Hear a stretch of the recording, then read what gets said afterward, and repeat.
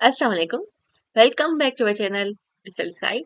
सो ability series की आज जो है हम करेंगे प्रॉब्लम नंबर 12। प्रीवियसली जितनी भी प्रॉब्लम्स हैं परसेंटेज की 50 प्रॉब्लम्स और उसके अलावा 11 रेशियो की प्रॉब्लम्स हम पहले कर चुके हैं सॉल्व। अगर आपने नहीं देखी है तो डिस्क्रिप्शन में लिंक मौजूद है, आप जाएं और सारे के सारे अपनी प्रॉब्लम्स देखिए और अपनी मैथ को जो है एबिलिटी को इम्प्रूव करें। तो चलिए शुरू करते हैं। A and B together have rupees 1210. If 4 upon 15 of A's amount is equal to 2 upon 5 of B's amount, how much does B have? अब क्वेश्चन क्या है कि A और B के पास अगर मिलाकर पैसे देखें तो ये इतने बनते हैं। सही है, 12 मतलब कि 1210 या फिर 1210।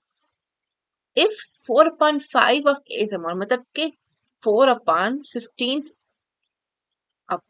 ए का अमाउंट है अगर जो वो है बी के 2 अपान फिफ्थ बी के, ठीक है। तो बताना ये है कि बी के पास असल में है कितना पैसा, मतलब कि ये 1210 में से बी का ऐसा कितना है।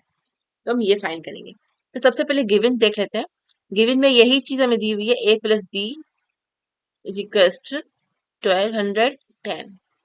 इसलिए कितने कहा हुआ है 4a divide by 15a is equal to 2 upon 5b। तो फाइंड क्या करना है, अमाउंट ऑफ बी, मतलब कि बी का हिस्सा क्या है। फॉर्मूला इसमें हम दो यूज करेंगे। एक है जो है A plus B is equal to total amount, ये वाला हो गया। यहाँ पे एक मिनट में देख लूँ, यहाँ पे मैंने जो है ना ये मैं लिखना भूल गई हूँ। यहाँ इक्वल और ये 2 अपॉन ये 15 है, 4 अपॉन 15 और ये था 2 अपॉन 5 वाला, ठीक है। A plus B is equal to total amount, और यहाँ पे दूसरा फॉर्मूला क्या लगा है, A B is equal to ratio of amount, A upon B क्या है, ratio of amounts A to B, मतलब कि ए अपॉन बी का इसी करके हम रेशियो निकालते हैं ना, जैसे मतलब कि ये ए रेशियो बी दूसरा ये वाला। सो अब सॉल्यूशन देख के इधर आते हैं। सबसे पहले जो है हम यही वाला फार्मूला लगा दिया, A plus B is equal to total amount. उसके बाद A plus B is equal to 10 1210, ये सेम लिख दिया।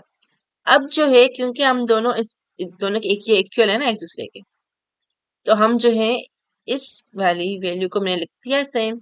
लेकिन अब क्योंकि ये फॉर्मूला है ना, हम इस तरीके से इसको सॉल्व कर सकते हैं ए अपॉन बी करके। तो हम क्या करेंगे, इस तरीके से इसको अरेंज करेंगे कि ये ए अपॉन बी हो जाए। तो कैसे होगा, सबसे पहले देखिए ये वाला जो बी है ना, ये हो रहा है इससे मल्टीप्लाई हो रहा है पूरी इक्वेशन से। तो हमें क्या करती हूँ, मैं यहाँ पे लिख के आपको दिखा दी, 2.5 बी, ठीक है। अब देखिए ये दोनों मल्टीप्लाई हो रहे हैं जिससे ये यहाँ पे मल्टीप्लाई हो रहा है। इस ए को मैं यहाँ पे लिख रही हूँ, इसके बाद इस वाले को क्योंकि यहाँ पे मल्टीप्लाई हो रहा है तो यहाँ पे आके डिवाइड हो जाएगा, इज इक्वल टू ये 2 यहाँ पे मैं सेम रख रही हूँ।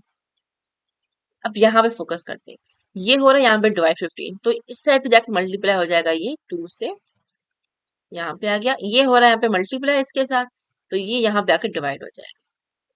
अब हम इसको बस कर लेते हैं, 2 1 2, 2 2 4, 5 1 5, 5 3 15। तो ये हो गया 3 डिवाइडेड बाय 2। अब क्योंकि ये रेशियो आया है ना, तो हम रेशियो जब भी आता है तो हम इसको कन्वर्ट कर लेते हैं एक्स के साथ, मतलब कि एक्स 3 के साथ कोई वैल्यू ऐसी होगी जो कि आंसर आएगा। तो 3x सपोज कर लिया है, ए को सपोज किया है 3x और बी को सपोज किया है 2x। तो हम क्या करते हैं, क्योंकि सम है a plus B is equal to 1210, तो a की वैल्यू क्या हमें मिली है 3x और b की वैल्यू मिली है 2x। तो a प्लस बी कर दिया इज इक्वल टू ये वाला, इस तरीके से। तो इन दोनों को प्लस करेंगे तो ये हो जाएगा 5x और ये 1210। अब इनको बस डिवाइड कर लेते हैं, तो करके देख लेते हैं।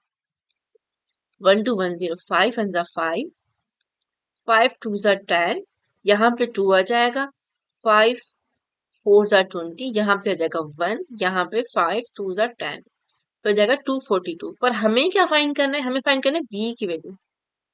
वो कैसे फाइंड होगी, क्योंकि हमें पता है कि ए किसके इक्वल है 3x के, बी है 2x। अगर हमें ए फाइंड करना होता तो हम करते 3x और इसमें यहाँ पे 242 कर लेते, तो ये ए की वैल्यू आ जाती, मतलब कि ए का अमाउंट कितना ये आ जाता। लेकिन हमें फाइंड करना है बी वाला, तो हम क्या करेंगे 2x इंटू 242 करके देख लेते हैं इसको भी। 242 इंटू 2, 2 2 जा 4, 4 2 जा 8, 2 2 जा, तो ये आ गया हमारे पास 484। इसका मतलब क्या है कि इस अमाउंट में बी का जो शेयर था वो था 484। That's it for this video. Thank you.